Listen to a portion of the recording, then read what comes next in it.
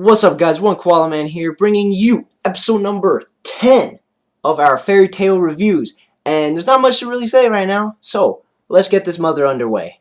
Alright, guys, so to begin today's episode off, we start off in the Magic Council in Erza, and they're talking about what just went down with Lullaby, Eisenwald, and Fairy Tale. So they're, contemplating what they're going to do about all the damages that Fairy Tale caused throughout the whole span of the 5 episodes, maybe 6 episodes. So anyways, on to Magnolia, and more specifically in Magnolia, into Lucy's house, and she's kind of narrating, I guess, but she's writing a letter to her mom, which we haven't seen yet, or her dad, or her brothers or sisters, if she has any. But anyway, she's writing a letter to her mom, talking about what just went down with her being in Fairy Tale. And she was saying that all the Eisenwald goons are in jail. Kageyama Shikamaru V2 is in jail. The only one, surprisingly, is Aragorn. Aragorn is nowhere to be found, and she's kind of worried that he might come over to the Fairy Tale Guild and, mess things up. So after she's done writing the letter, she sees Gray. It was shirtless in her house, and his only justification, if that's the word, for being naked in her house is he was naked before he got there. So, but anyways, the reason why he was there was to tell Lucy about the fight between Natsu and Erza. And if you guys remember, a few episodes back at I believe it was the Oshibana station, Natsu was telling to Erza that after they finish all this stuff with Lullaby, that she should fight Natsu, and of course she said yes. So we're finally gonna see Natsu and Erza one-on-one, mano-y-mano. Let's get down to it. So this fight between Natsu and Erza is gonna go down right in front of the Fairy Tale Guild, and Lucy and Gray finally get there, and everybody's in a circle. Everybody's in a circle around Natsu and Erza, and they should probably back up because they're two of the strongest wizards in Fairy Tale.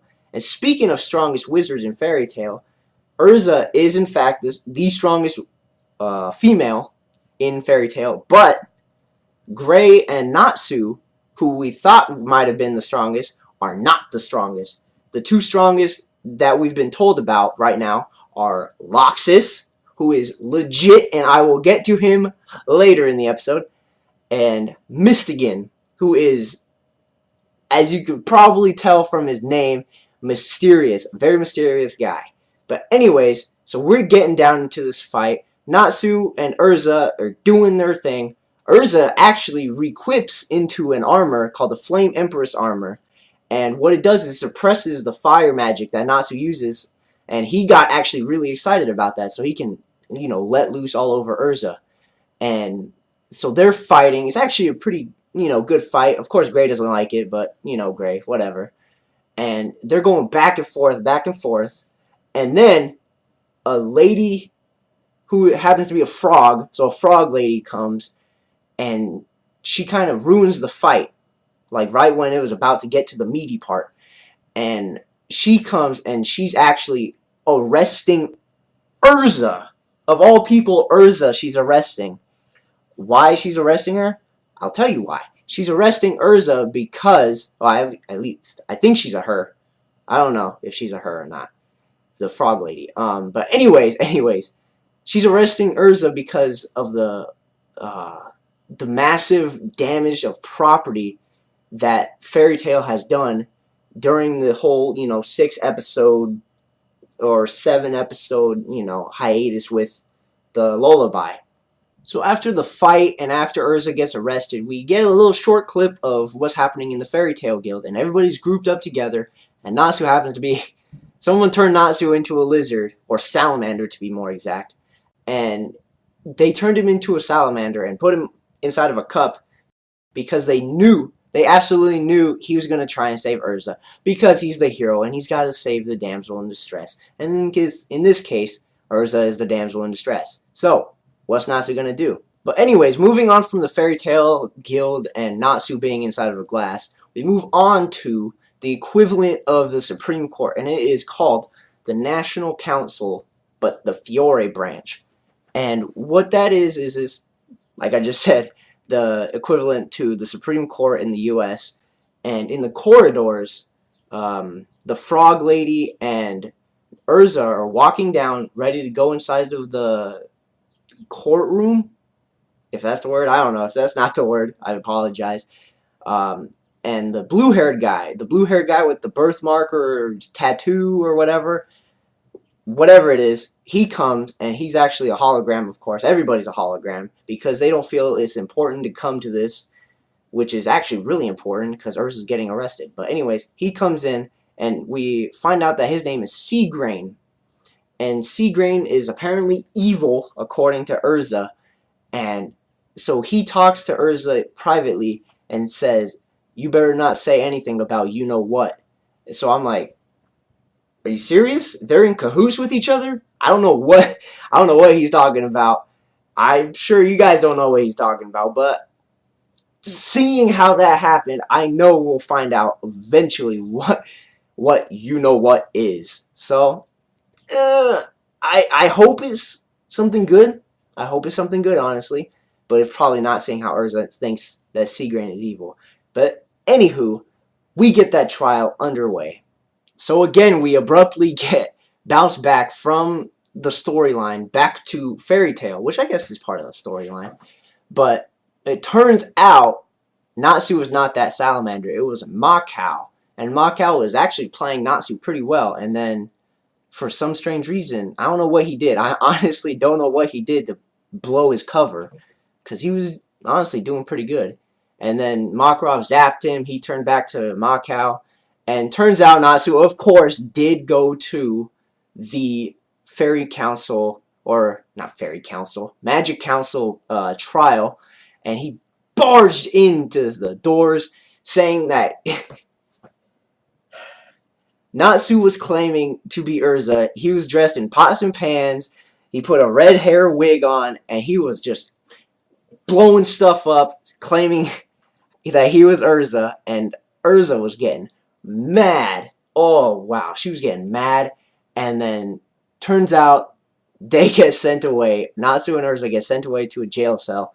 And they're discussing about what just happened. And Erza was super mad with Natsu.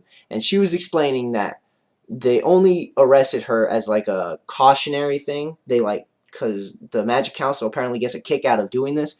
And it's to say, like, hey, we're the boss of you. You do what we say, or we can arrest you, or whatever. We have the power. We are stronger than you. So it's pretty much like a keeping in check kind of thing. And then Natsu, of course, being Natsu, did his own thing. But anyways, so they got off scot-free somehow, and they headed back to the Fairy Tail Guild. Alright, so now we're back at the Fairy Tail Guild, and of course Natsu wants to do a rematch with Erza. So he runs to her, and she just one punch to the gut, and Natsu is down. And after that, everyone just starts to get mysteriously sleepy, and then people start fainting on the floor. I'm like, what's going on? And then someone comes in through the door, and it's Mistigan. Mistigan is very mysterious, of course, and he's got a bunch of staves, and he's one of the strongest men in the whole Fairy Tail Guild. So I want to see what Mistigan can actually do besides put people to sleep. So I'm kind of waiting for him to, do something. But I'm sure he's probably not, because he doesn't show his face around anybody. And Makarov is one of the only people. The other person is coming up right about now. So the next guy that has seen Mistigan's face is Loxus. And Loxus is legit. Oh man, I cannot stress enough how cool Loxus is. Loxus is amazing. He has a cool voice in the English version. And the Japanese, he's alright. But the English voice, oh man. You cannot get cooler than that. Honestly, Loxus is the coolest. And he's also super, super cocky. Oh my gosh, that cocky son of a gun. He is the cockiest person in the anime of Fairy Tail that I know of. I'm sure there's plenty of other cocky ones, including Natsu. Natsu's pretty cocky. But Loxus takes the cake with cockiness. And what we learn is that him, Mistigan, and I believe 3 others, Erza, and 2 others are what we call, or what they call, S-class wizards. And S-class wizards are the the strongest types of wizards in the entire guild, and only they can go onto the second floor of the guild hall. And there's special missions or special requests on the request board up there, and they are super dangerous, really big pay, and they're only for S-class wizards such as Loxus, Mystican, Erza, and 2 others that we don't know yet, honestly. So I don't know who the other 2 could be, but hey, maybe we'll find out eventually. So we end off today's episode, our fairy tale episode, with inside of Lucy's house. Inside of her house. But anyways, Natsu and Happy are there working out because they have to train to beat Erza one day. And Loxus too, because Natsu wants to fight Loxus. But we find out that Happy stole or borrowed a S-class request from the S-class request board on the second floor of the guild hall. And it is for 7 million jewel. Now that is a lot of freaking jewel. But it's 7 million jewel, and it's on a cursed island called Galuna Island? I believe it's Galuna or Laguna. I think it's Galuna, honestly. I think it's Galuna. Anyways, off from Galuna Island. So Lucy's reading it, and at first she does not want to join. So Natsu and Happy leave the window, and because they don't believe in doors, I guess. So they leave through the window, and she reads it. She continues reading it, and she notices that there's a gate key, a celestial gate key. I'm pretty sure it's a celestial gate key, going along with the reward for doing whatever it is they have to do on this Galuna Island. So what's gonna happen next episode for the Galuna Island? What makes it such a bad place?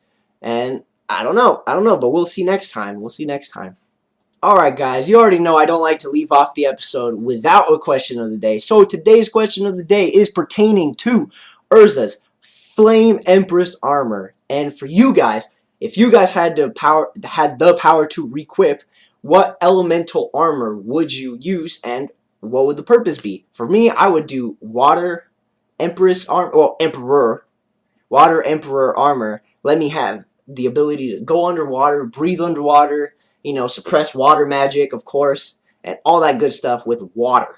Because I love the element of water or whatever, and I mean, it's just cool. I mean, who doesn't want to breathe underwater, right? But anyways, let me know down in the comments below.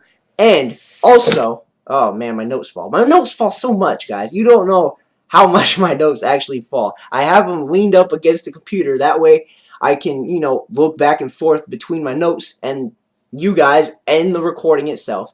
But anyways, that's a rant for a different day. But as always, guys, follow me on Twitter at @OneKoalaMan. It will be linked in the description down below. Hit that like button if you enjoyed.